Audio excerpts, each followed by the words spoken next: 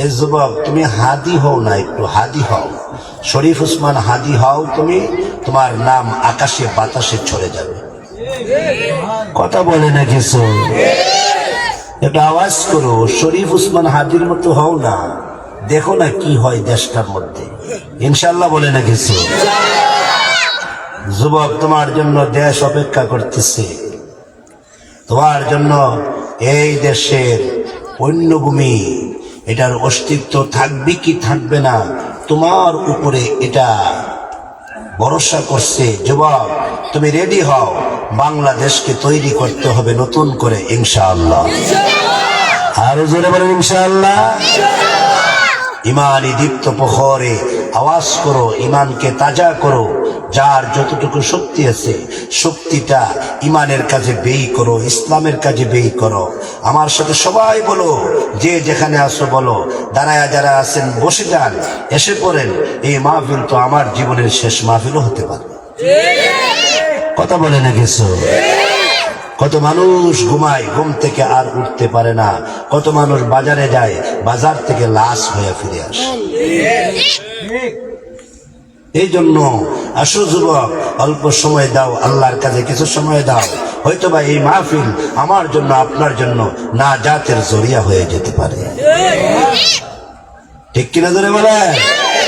একটু আওয়াজ দিয়ে বলতে হবে, আশহাদু আল্লাহ ইলাহা ইল্লাল্লাহ ওয়াহদাহু লা শারীকা লাহ ওয়া আশহাদু আন্না মুহাম্মাদান আবদুহু ওয়া রাসূলুহু। বলেন, আমি সাক্ষ্য দিচ্ছি এক আল্লাহ ছাড়া আর কোন মাহবুদ নাই। তিনি এক, আল্লাহ এক, আল্লাহ একক, তার কোনো শরীক নাই। কথা বলেন ঠিক কিনা? আল্লাহর কোনো শরীক আছে? জোরে বলেন, আছে? নাই। আল্লাহ এক, আল্লাহ একক, এ কথার উপরে আমরা ঈমান আনলাম। বলেন, আমি আরো সাক্ষ্য দিচ্ছি হযরত মুহাম্মাদুর রাসূলুল্লাহ। সবাই একসাথে বলতে হবে সাল্লাল্লাহু আলাইহি ওয়াসাল্লাম। বলছেন? কথা বলে না? বলছেন? 10টা গুনাহ মাফ হয়ে গেছে।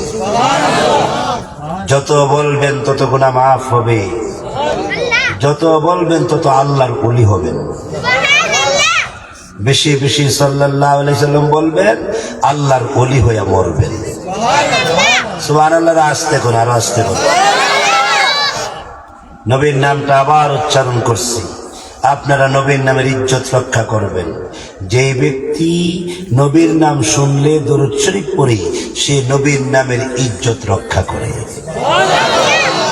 মুহাদ্দিস সাহেব, উপরে আসেন, আসেন, উপরে আসেন। আমাদের বোবের বাজারের মুহাদ্দিস, শুনছেন তো?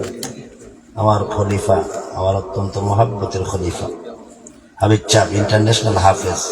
আল্লাহ কবুল করে। আমি নবীর নাম আবার নিচ্ছি, আপনারা দরুদ শরীফ পড়বেন।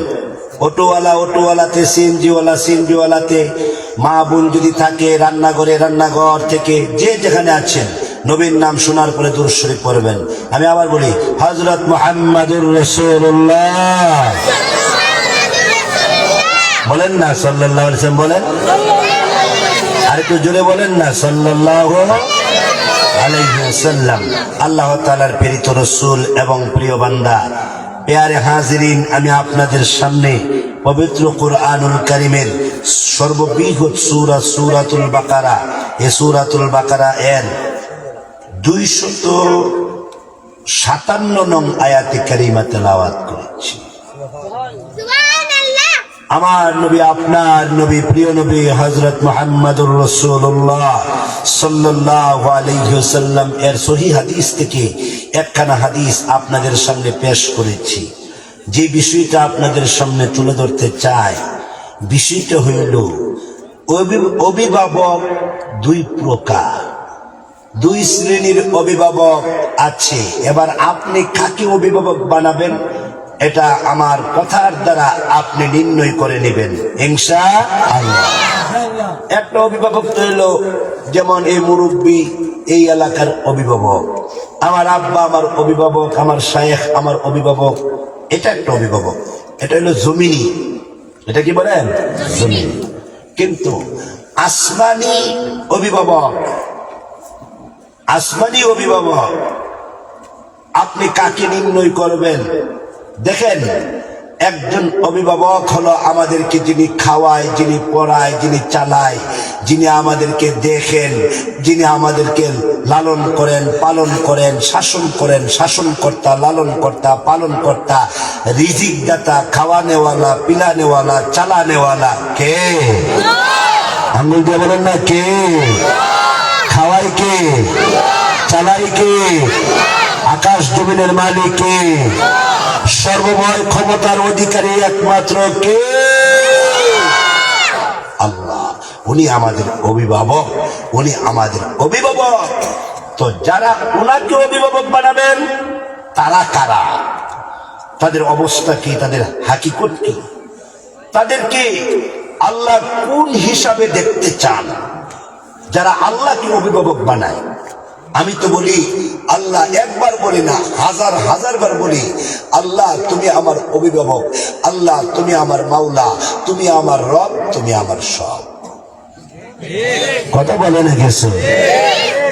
হাত তুলে বলেন আল্লাহ, বলেন আল্লাহ তুমি আমার রব, তুমি আমার সব।